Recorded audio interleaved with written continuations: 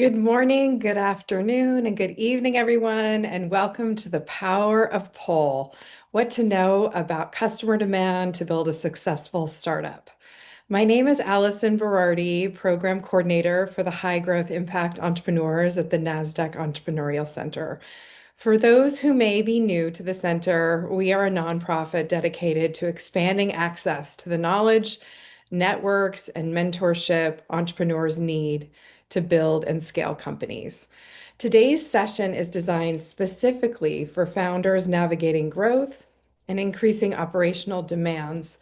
This session will explore how to move beyond reactive problem solving and begin building a business that can grow with greater clarity, alignment, and sustainability.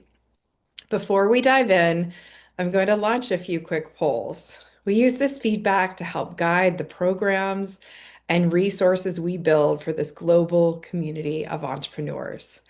While you're answering, feel free to drop in the chat where you're joining from today. It's always great to see where founders are dialing in from. We'll also have a live Q&A at the end of the session, so please feel free to submit questions at any time using that Q&A feature. And while the poll is running, I'd like to briefly recognize the partners who make this work possible.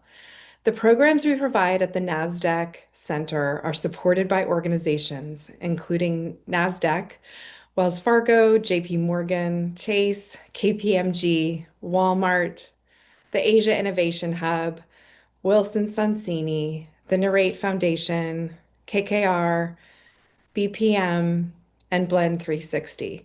Their support helps us expand access and knowledge for entrepreneurs around the world, and we are so grateful for their partnership. So now let's get started. I'm seeing all Memphis, Maryland, Tulsa, Washington, D.C. Welcome, everyone. And without any further delay, please join me in giving a warm welcome to our special guest, Rob Snyder, founder, advisor, and fellow at Harvard Innovation Labs. Thank you. Thanks for having me.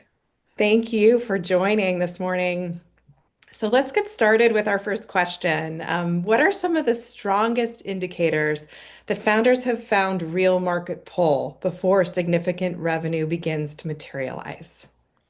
Yeah, so what you are looking for, it's kind of counterintuitive, but you're looking for customers trying to buy despite the state of the product, despite how good the founder is at sales. There's a German founder who may or may not be here, who he has a 3-slide sales deck that is ugly. His product is not built yet. And he basically reads out the EU constitution on a sales call. It's not good. And despite that, customers are like trying to buy the product from him. That's what you're looking for. They're like initiating the next steps. They're like, well, when can I get access to it? How do can I pay to get access sooner? You're looking for that versus kind of like, oh yeah, keep me in the loop, leaning back type responses.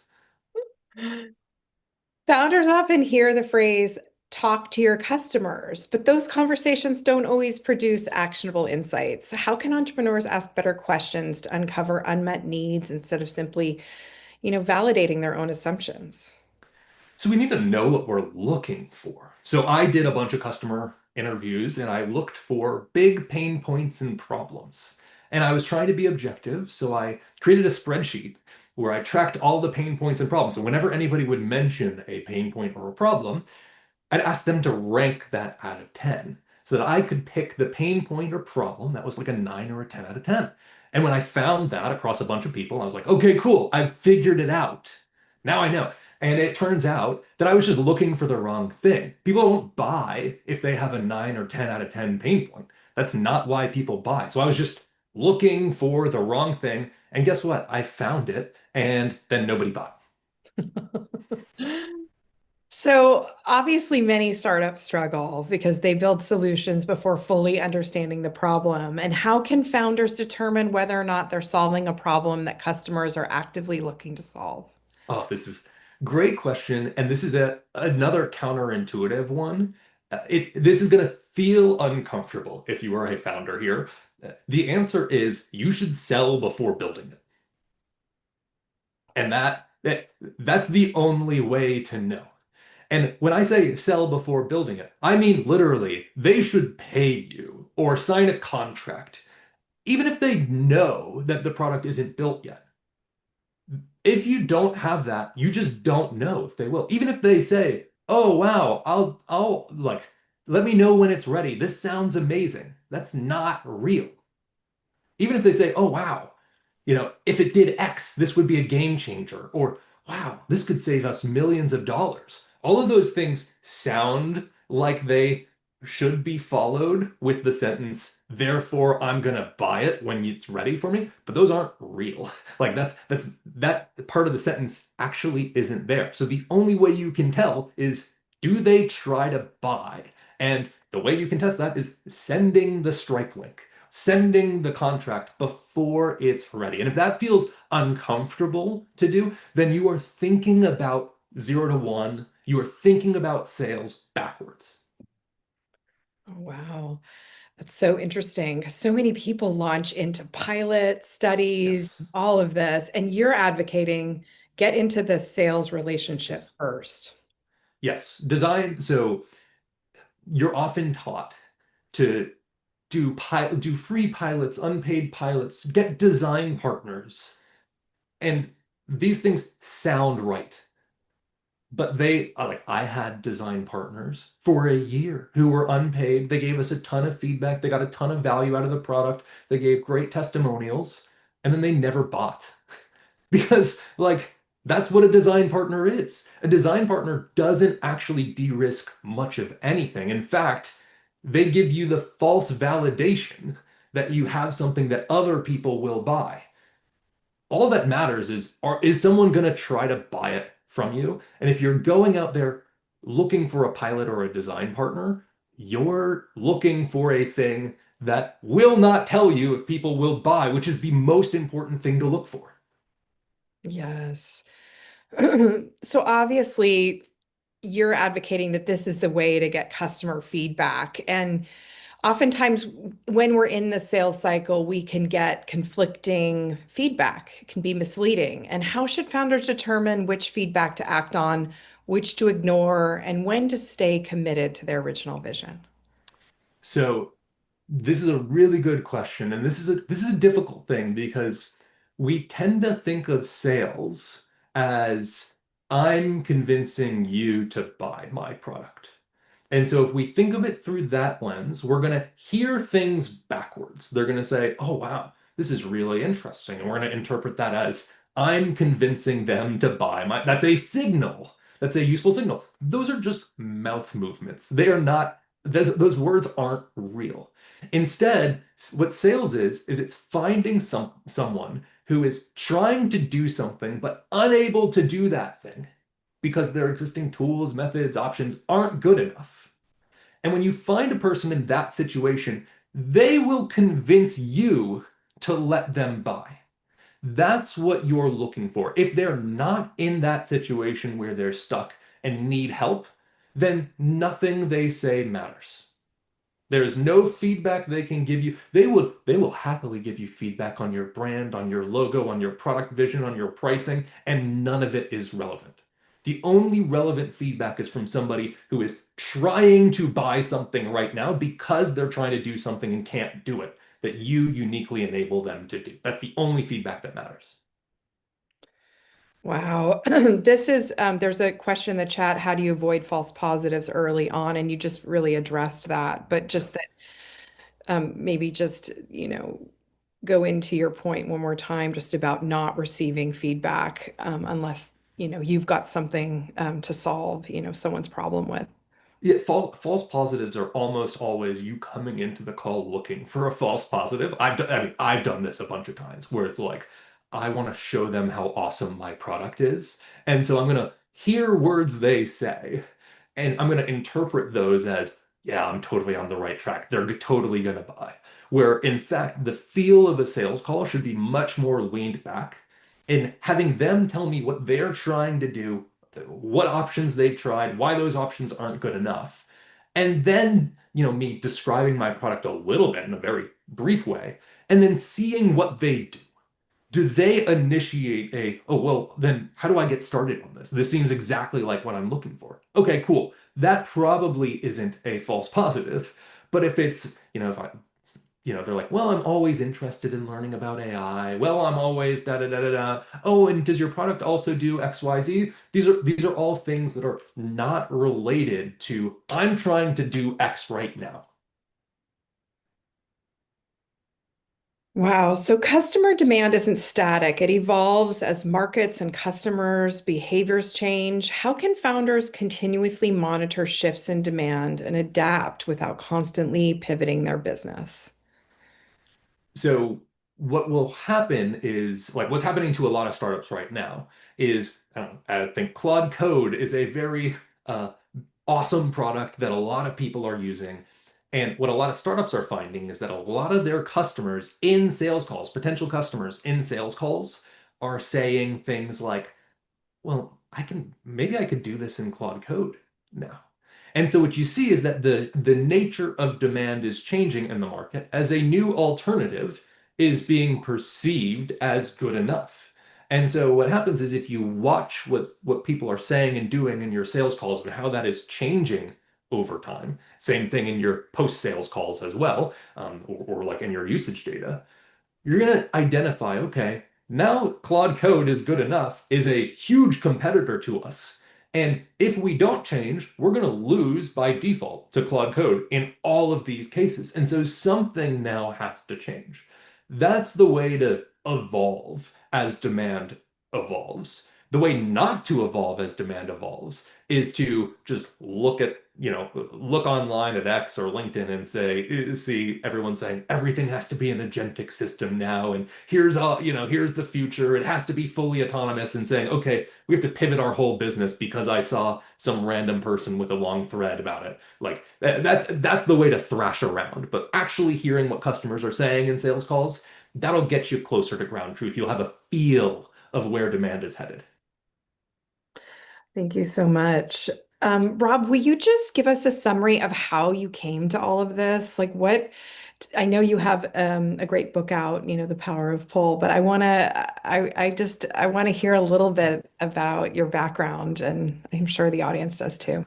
Yeah, totally. So, did not expect to write a book and did not expect to be here. But the path here was so I worked at McKinsey, a big consulting firm.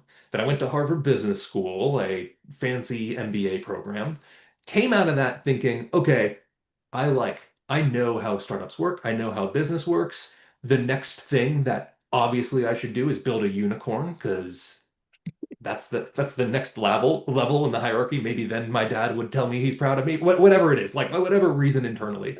And so I went, did that, and got started, raised money, did all the things, recruited design partners, had people using the product, proved ROI, had a big market vision, and thought I was on the path to the startup taking off.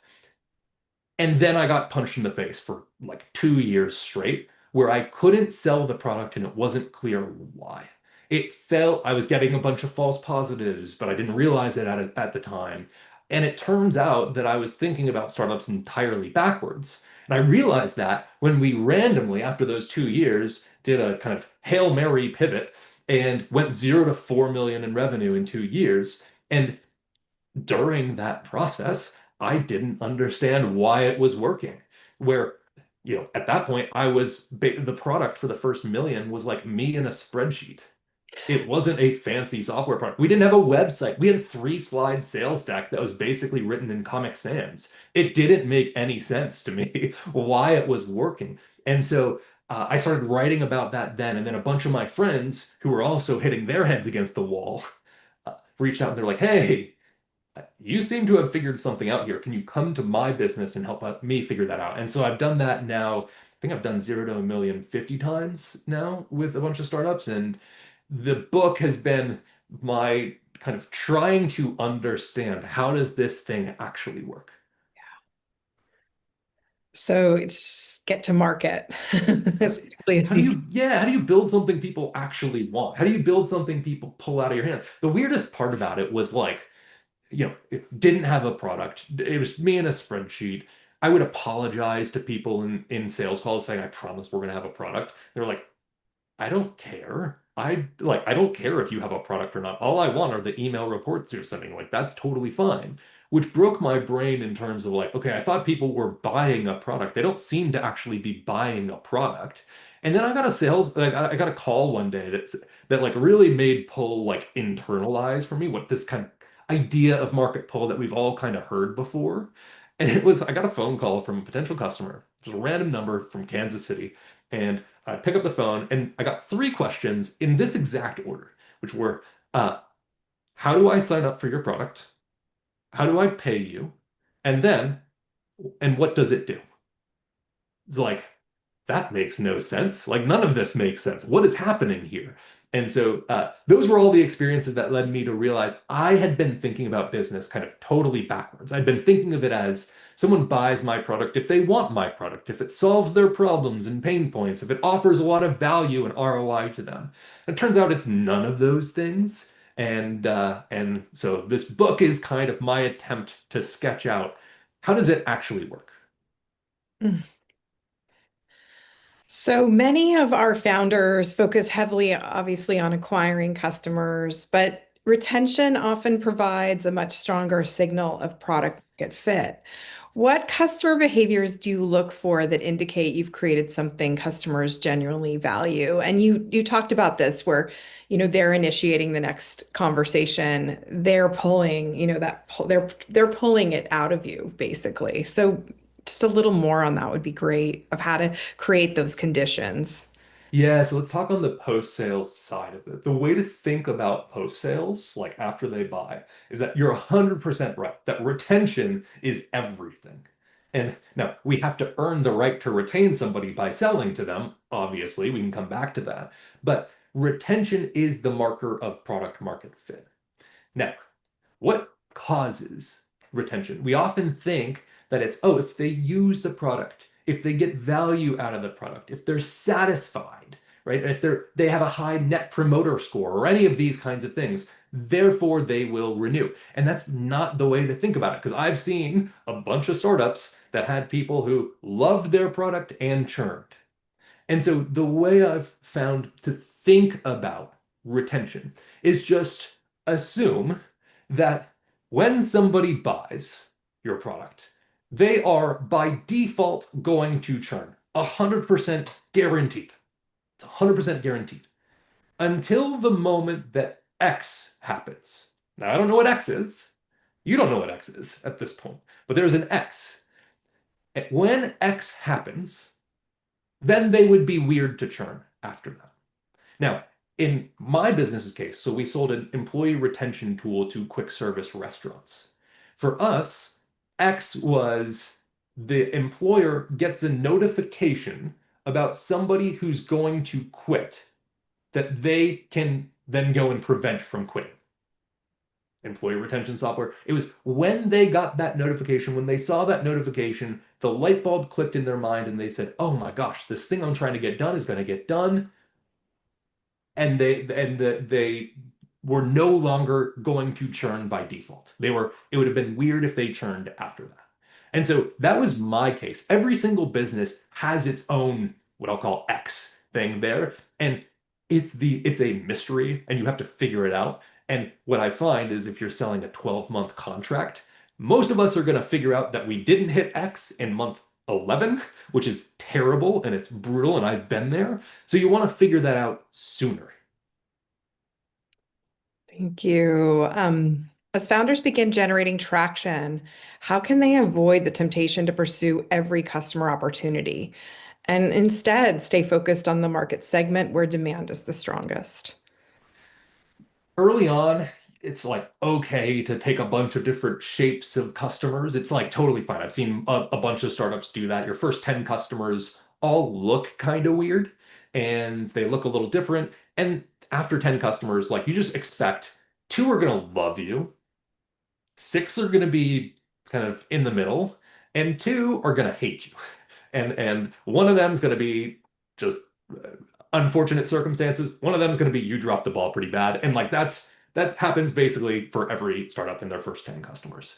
The goal though is in getting that initial traction is figuring out what I call your repeatable case study. So imagine a case study on your website, right? Like a this person was trying to do X, they looked into these options, they chose us, and therefore they achieved these results, right? That's a case study that you'd see on a startup's website. All a startup is an engine that repeats one case study.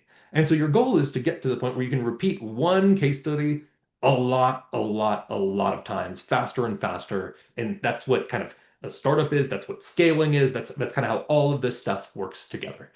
The so in order to get there, you have to figure out what your repeatable case study is. Because if you have four different case studies or you have your case studies kind of vague, what's going to happen is everything is going to look different. Well, some people are going to want different things out of your product. You're going to get a bunch of feedback in a bunch of different directions. Some people are going to buy fast, some people are going to buy slow, and you can't scale that. So it all is in getting to one repeatable case study. And then once you figure out what that case study is, you want to not sell to anybody who doesn't look like that case study. That case study, you're going to qualify, disqualify based on that case study. You're going to sell using that case study. It's the central thing in your business. Oh, that's such a great point. Customer demand influences far more than product development. It shapes pricing, messaging, go-to-market strategy, and fundraising. And how should our founders use customer demand to guide their broader strategic decisions? And you spoke a little bit about this with the case study, but if you wanted to expound on this point, that would be great. Yeah, so it's hard for me. So every time I think that I talk about demand too much and I emphasize it too much, I realize that I am underemphasizing it and that it is really what causes everything else to come into being. It causes your product to be relevant or not. It causes your pricing to make sense or not. It causes what you're doing on go-to-market to work or not. It's just like everything is downstream of customer demand. And so, what's really important is to understand what demand is in your situation. That's why I created the pull framework, which articulates a way of thinking about demand. So, demand is this kind of like very vague thing out there. If you took econ, demand, demand is this one or that one or whatever, and the supply is the other one. Not super clear what it is. And in fact, what we often think is that demand means people who want my product. That's not a helpful way to think about demand, especially for a startup. You're building something new. How could people know they want it? Like that doesn't make any sense. So what the pull framework does, and my thinking on demand here, is it takes demand and says demand is this standalone concept. It's this thing out there in the world. It's in customers' world. It's not wanting a product. It actually doesn't have anything to do with the product. It's kind of like a job to be done. I know we got that question, right? Like they're trying to do something in their lives, but their existing options are not good enough, so they can't do the thing they're trying to do.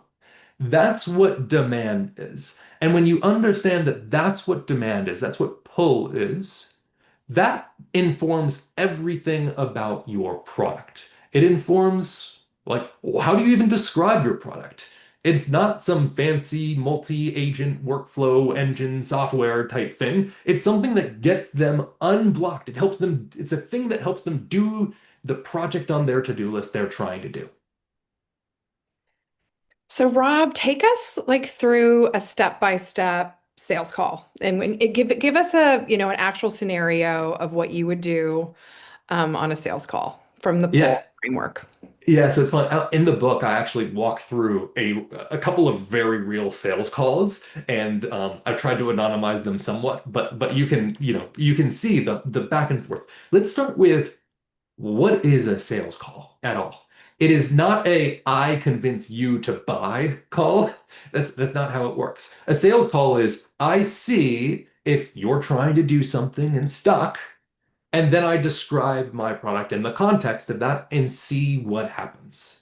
And so it is way less about me trying to persuade. It's not like I'm on this side of the table, you're on that side of the table, and I'm going to convince you to buy by the end of this call. No, that's not how it works. It feels much more like we're on the same side of the table, looking together at our repeatable case study, and you telling me how you're different. So, that being said, what's the structure of a sales call? The structure of a sales call is at the very beginning that you try to figure out what their demand is. And you do this in a couple different ways. What I found is it's really helpful to start a sales call by saying, "Hey, thanks so much for taking the call today. I'm sure you get a bunch of people reaching out to you, or I'm sure you have a bunch of things that are on your plate. Why'd you decide to take the call with me today?" Ask that question. It's an uncomfortable question to start with, but turns out like doctors are required to ask that question when you come into the doctor's office, or they're told to ask that question. And so it's just a really helpful question. And what they'll often do is they'll describe, yeah, I saw your website and it's actually kind of relevant to this thing we've been trying to do internally, but we haven't been able to do, right? In that case, I understand a little bit. The rest of my job in the first part of a sales call is to fill out their pull framework. It's basically figure out what's the thing they are trying to do, what's the project on their to-do list, why do they have to do that now? Why is that unavoidable? What are the list of options they've considered or tried, and why are those options not good enough? Why do they have limitations? PULL. And so I just pay attention, listen, ask a couple clarifying questions, and that's the first part of the sales call. People will call that discovery, but I consider it filling out their pull framework. And then basically describing what we do. Again, leaned back saying, I don't know if this is a fit for you. You tell me. We worked with CTOs of fast growing startups who are trying to do something kind of similar. They've looked into these options. What we offer them is this. But I don't know, you just tell me high level. And you see what happens based on that. They may pull for more information, they might have questions, or they might lean back and say, "Oh, that's kind of interesting." If they lean back and say, "Oh, that's kind of interesting," cool, that's not pull. They lean in, okay, then they are pulling.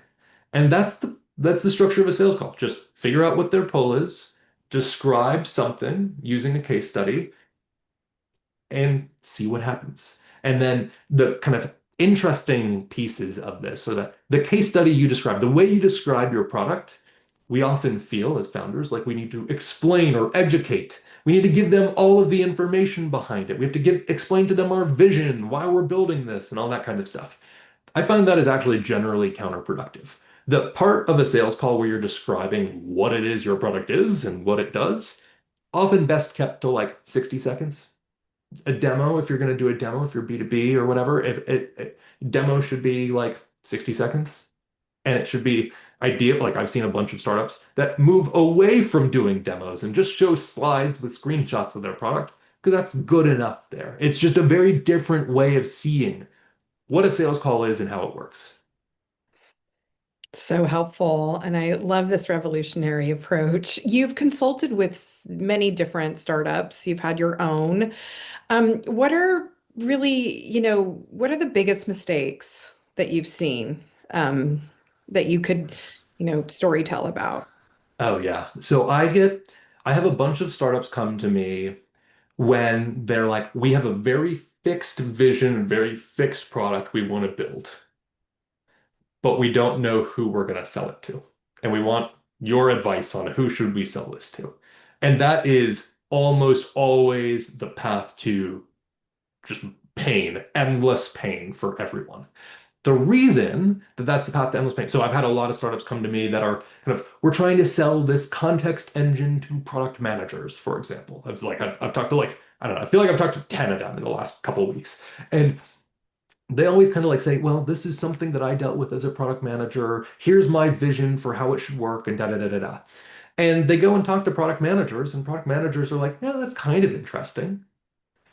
But what's happening is the founders are kind of developing their vision, their thesis of a product without understanding what the pull is. What is someone trying to do and stuck? And so when you're developing your vision like this, it would be weird if it happened to coincide with somebody's number one priority right now where their options aren't good enough. And that's why like these kinds of startups almost never take off until they randomly find somebody who says, yeah, that's not relevant, but if you could do this other thing for me, I'd pay for that. And then they often kind of like figure it out from there. They find the number one priority that someone's not able to do. So that's like the most common pattern. The second most common pattern is they just aren't trying to sell enough. So they're not scheduling enough sales calls. You should be very uncomfortable if you're not having like 5+ sales calls a week. And and then everything downstream of that, if you're not converting 30% of those sales calls into customers at a reasonable clip. Like, I feel like there aren't standards that people have in their minds of here's what good looks like in terms of early stage sales. And so it's really easy to get complacent and to think, oh, well, I had 3 sales calls this month. That's pretty good, right? And one of them is moving towards a contract. Like that's not good enough. It's great how you're you're taking us to a new standard. Yes. If founders left today's session and focused on one activity over the next 30 days, what would you suggest there? Get 5 customers, potential customers to talk to you this week. And repeat that next week and repeat that the week after that, right? And as you start doing that, you're going to learn things. You're going to I have a bunch of scripts and stuff for running these sales calls, for analyzing these sales calls, but just start there. Because if you're not having those sales conversations, like nothing else is, nothing else matters. Yes. I'm going to get into some questions that people submitted when they registered and also the Q&A box. But before I do that, I just wanted to get you to apply this framework just to one question around fundraising. Yes. How can people apply the power of pull to fundraising? It's really funny you ask that. I was talking with a founder friend who I helped his startup take off, and he was like, "You know what? I actually used the pull framework. It saved my fundraise. He was in YC, he was going through, and he was getting all the traction, and his pitch wasn't landing with investors. And what he realized was that he was pitching based on his customers' pull." Based on what his customers, and he was kind of talking like that. Investors have totally different pull than what customers do. And if you just share your customer stories with investors, they're just going to kind of yawn because it's going to sound kind of boring to them, right? Investors don't invest because you have traction. Investors don't invest because you're solving a little problem for customers, right? They don't invest because you have good metrics even. Like if you just went 0 to 10 million ARR in 2 months, which I've seen a couple times, then they'll invest kind of despite whatever you say. But in general, most of us need to come up with a story that resonates with investors, that fits the thing that's in their brain. The thing that's in their brain is I want to make sure I don't miss out on the next big thing. And so when you come in and tell a story about your little traction and the pilots that you're landing and the customers that you're landing and you're like I think like a practical business person, right? Trying to actually build something, they're just going to yawn or it's just not interesting. So you can't start your story from your kind of like reality of your customers and da da da da. You have to start the story at an altitude of like, here's how this becomes a massive thing that you will miss out on. And then as you go through your pitch, right, your pitch is designed around that. Eventually, you'll dip your toe back into the metrics and into reality, but you're just going to do that very quickly. And then you just jump back up into this kind of like crazy, the crazy high level, massive vision thing. It's not, the whole story is told at that altitude of this is how this becomes massive. Oh my gosh, thank you for that amazing nugget of wisdom. So I'm going to ask a question that was submitted. Best way to survey when business already exists? How to not ask leading questions? Yeah, so this is a good question. I would give you 2 resources. The best resource on how to interview your customers after they are customers are jobs to be done interviews by a guy named Bob Mesta, Moesta. Um, he wrote a book called Demand Side Sales 101. If you look on YouTube, you can actually watch him doing customer interviews and kind of like steal what he does because he's phenomenal at it and just kind of like learn from him. What he does is his approach is to interview them almost like he's filming a documentary of their lives leading up to the moment that they purchased. And what he's looking for is like, what's happening on the demand side? What's happening in their world? That's kind of like, what are the, as he describes it, as what are the dominoes that are falling and as they lead towards purchase? And so that is a super, super useful resource. I'll put the name in the chat um, as well. And so that is thing number one. That is really useful after you have customers because often we have customers, but we don't actually understand why they bought or what they bought. So we don't really know what the case study is. I've had this for my own business, and so it's been very helpful to know Bob. Um, the second thing to do is just design your sales calls and sales process and post-sales process to get to ground truth, not to convince them to buy. What Mm. I find is if you've designed these things to convince people to buy, one, you're wasting a lot of time in your sales calls. You're actually convincing them not to buy, and you're not learning anything. And so redesigning your sales calls so that they actually tell you the truth of why they are buying and why they're not buying is a really good form of research. And I think what a startup's primary form of research should be. Thank you. That is so helpful. Noelle Jackson says, I'm a founder with a product currently in beta to help actors with their self-tapes keep track of their auditions and script breakdowns. I'm in beta because I couldn't determine an appropriate pay scale. I have a free option available, then a paid second and third tier. Is it best to to change the pay scale by removing the free option altogether or to compromise with a free trial? I would remove the free altogether. And what you're just trying to do is you're just trying like it can be like you have a tier where they just pay you $20 one time and get a year's access or something like that. But when somebody signs up to a free product, you don't know anything. You just don't. And so you don't learn anything. And that's where a lot of people get stuck here is you'll wind up with 34 free users, maybe one paid user, and the paid user might, they might be happy with, they might not. And so you're just kind of in this situation where you don't actually know anything. And so what you want to do is you want to put some sort of a payment requirement in the process. It could be one time, but what you want is for people to not pay you so you can learn why they're not paying you and fix that. So helpful. Another person, Teresa Delgado, asks, what percent range of presale is fair to ask? Let me see. I don't actually know what percent range of pre-sale is fair to ask. Let me see if I'm going to rephrase the question to what I think Teresa means. And Teresa, Okay, if it's not great. what you actually mean, uh, just comment back. What percent range of presale is fair to ask? I'm going to interpret that as like what percentage of your like actual price are you going to charge for your presale? And the answer is I don't care. Just some number. Just some like throw a number out. I when we first did pricing for our startup, we said it's $300 per restaurant per year. How did we come up with that price? We just said, I don't know, $300 per restaurant per year. And we just threw the price out there and saw how people reacted. And they said, yeah, okay, great.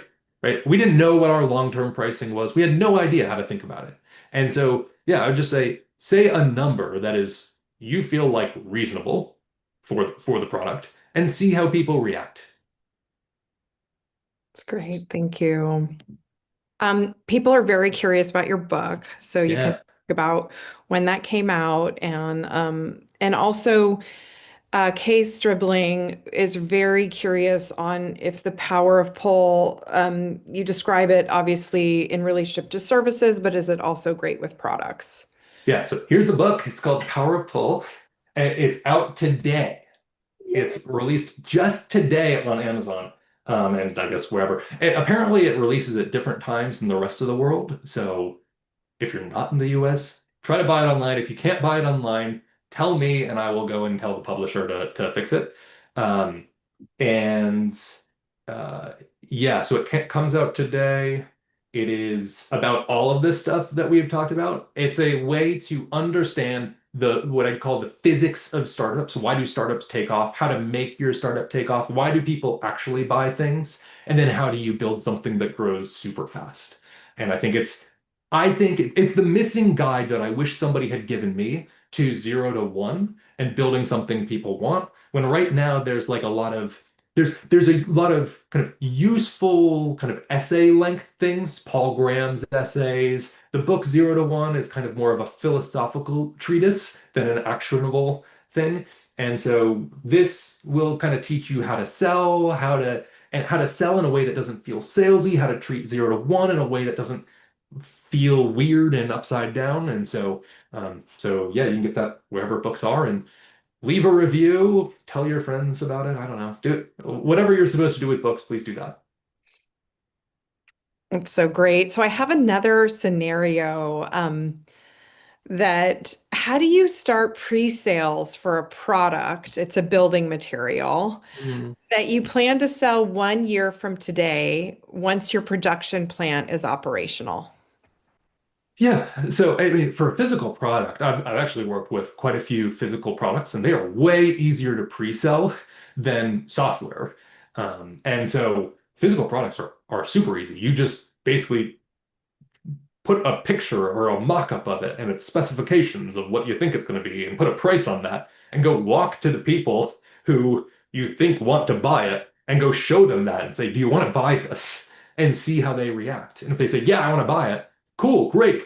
We're we're currently backlogged. We're building the production for this. We can put you down for a pre-sale order. You're going to get a little bit of a discount. Here's what it looks like. It's almost like the Kickstarter model, just B2B for building materials. And so, yeah, just do that. It's that simple. I've actually seen, actually, it's kind of like interesting. I saw a company selling a satellite, some sort of equipment for satellites.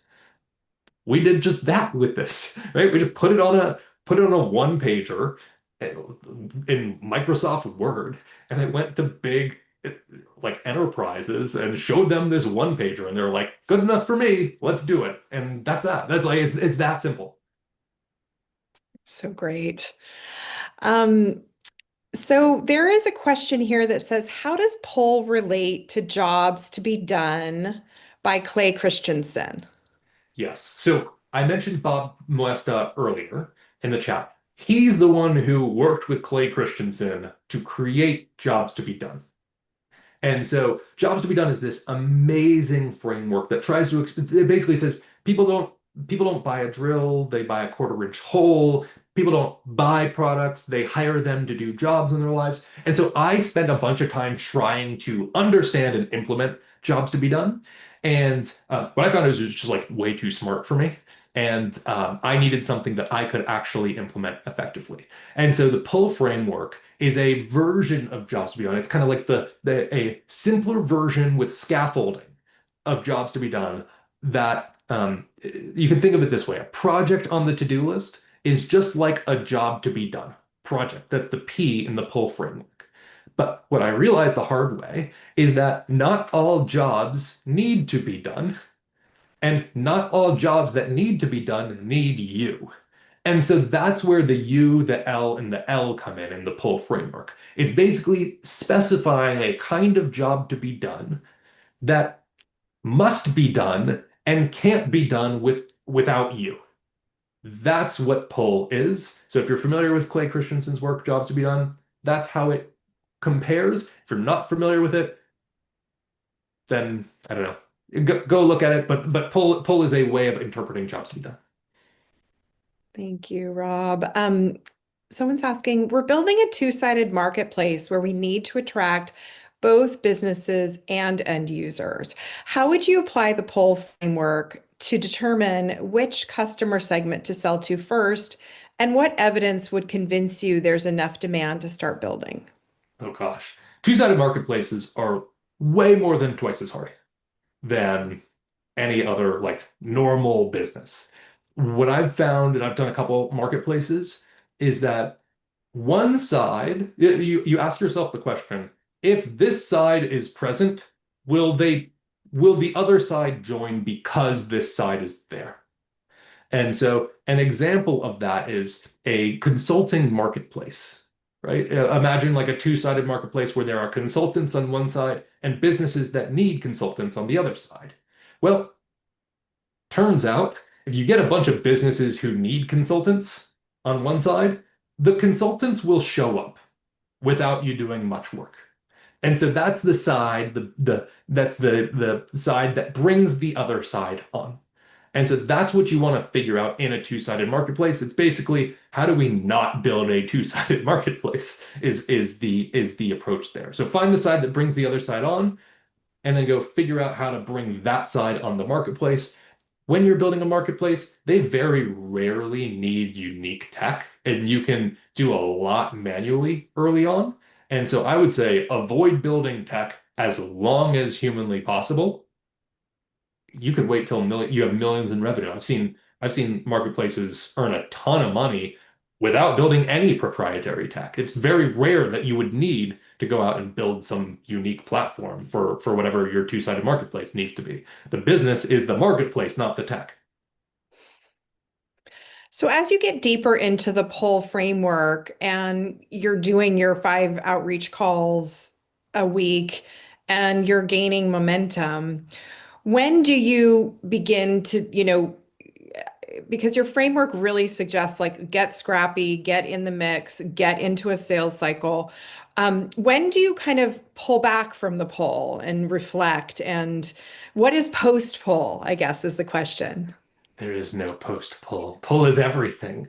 The what I've found a lot of startups do. Another failure mode I've seen is you'll have 50 sales calls. I even know a startup that had like 300 sales calls in which nobody bought, and they didn't have a come to Jesus moment until 300 sales calls in.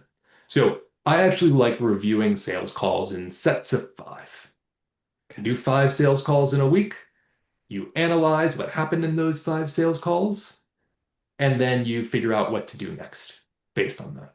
And that's a really good way to learn. It's a very good cadence. So you do that every single week. Now, if you're an overachiever, you can do 5 sales calls in a day and iterate 5 times faster. Like that's great too. What you're doing though is you're trying to get to the point where you have a repeatable case study, which basically means of those 5 calls, 4 of them pull to buy and you close the majority of those. Once you have that and that's repeatable, then you basically have a repeatable playbook for selling and hopefully a repeatable playbook for delivering and onboarding and getting people to not churn to renew. Once you have that, then there's not much more alpha, there's not much more return in you staying doing sales.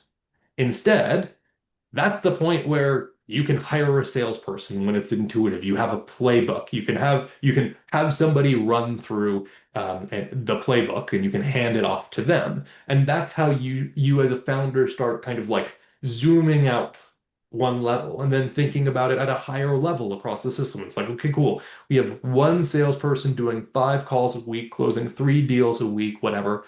And okay, how do we replicate that? How do we manage across these sales reps? How do we and you can see how the kind of the thing starts building that way, and that's how you get to scale. It's just great information for our founders. So I'm going to ask this last question here, and then we'll move into your key takeaway that you're going to give our audience. But selling culture in the US B2B market, how to accelerate sales cycle B2B, strategies in B2B selling, and customer stickiness and pricing model works. And I think in terms of how have you seen pricing models adjust based on this very reflective, end of the week, really looking at your what happened in those sales calls and how to adjust accordingly? Yeah, so I'll zoom out on like how to sell faster, how to think about sales, and then we can talk about pricing as well. If you feel like your sales are slow, what you're often going to do is think, how do I increase urgency in the sales process? And you're going to go and Google and say, how do I increase urgency? urgency is almost never created by the person selling. It is almost always created by what's on the to-do list of the person buying and how urgent that is to get done. And so if you feel like you're trying to create urgency, that's a red flag that you actually haven't found, Paul. Then, if you're thinking about selling culture in the US, if you're thinking about, okay, there's a bunch of sales bros in the US. I've looked at LinkedIn, they type in all caps, right? Like that's not how sales actually works. That might work for selling sales tech to sales bros, but it's not how normal people sell normal things to normal people. And so normal people sell things to normal people, you just think about it as seeing if they need help and if they want your help. It's that simple. And their urgency, the pace at which they're going to buy, is governed by their to-do list. It's not governed by you creating some crazy offer. And then, yeah, over time, as you accumulate reps, as you learn, you're going to either have a bunch of examples of people buying really fast, or when you say pricing, they say, huh, that's it. Or you're going to have experiences of people saying, oh, yeah, I would buy this, but I can't actually afford that. Like that pricing doesn't make sense. Those are signals that you should think about pricing. But what I tend to find is that founders often will, like, what we'll often do is we'll really try to optimize our pricing super early on, and we'll read all the books and we'll do all the work on pricing. We'll say, oh, value-based pricing and and all of that. And then you show pricing to a customer, they vomit on it, and all your research was for nothing. Well, thank you, Rob, for all of your wisdom. Do you want to just share a key takeaway with the audience? One, nugget of wisdom that you want them to remember? The key thing I'll leave you with is smart founders, which I assume I'd put all of you in that box, tend to be overthinkers. And when you're an overthinker, you tend to make everything more complicated than it actually is. The answer is go talk to customers and see if they try to buy. That's it. That's it. If they don't, figure out something else. If they do, cool, you have a business. View anything else that you feel like you should do, like making a website, like making business cards, like all this other stuff. View all of that as you avoiding the simple thing that actually works. If you do that and hold yourself to it, it will be hard for you to not build a good business. If you avoid that work, it'll be hard for you to build a good business. Well, thank you so much, Rob. You can see just all of the comments of, gratitude in the chat. Thank you so much for taking the time to speak to our community and share your insights and set such a great overview for everyone. On behalf of the NASDAQ Entrepreneurial Center, and everyone here, thank you for joining us. Of course. Thanks for having me. We would love for you to join us at our upcoming webinars. You can view the upcoming events by using the link in the chat. Thank you all so much for joining us today, and we look forward to welcoming you back online very soon.